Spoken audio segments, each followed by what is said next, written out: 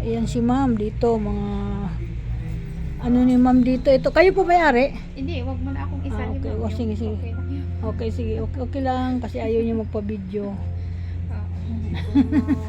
Hello, magandang hapon mga follower.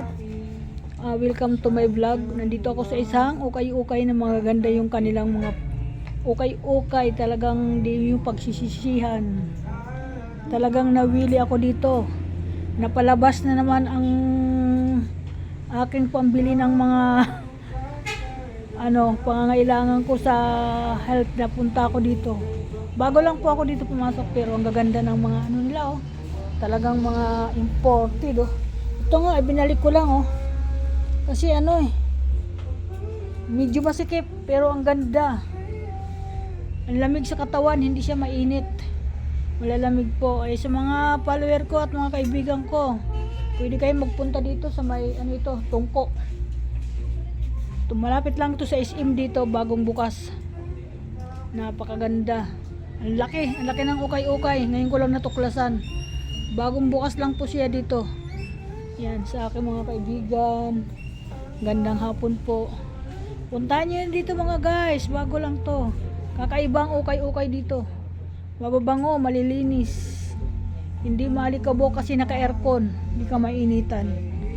Okay, thank you. Gandang hapon po. Welcome. Ang ganda naman ng sapatos.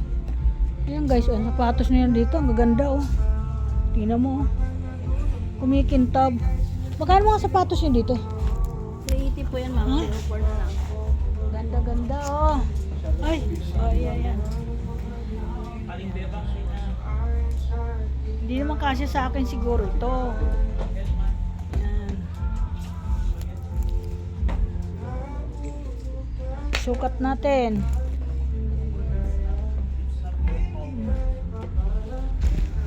Malaki nga po. Ganda. Yung anak kong mahilig sa damit. Punta ka na dito. Bagong ukay-ukay dito. Malilinis. Akala mo mga bago. Parang mga bago talaga siya. Yan. Yan. Highway na po ang nito. Kalalabasan Yan. Lapit na po ako sa sakayan dyan. Dami namimili dito kasi mababango ang ukay-ukay nila. Hindi na Okay, thank you. Salamat po. Salamat din na may-ari.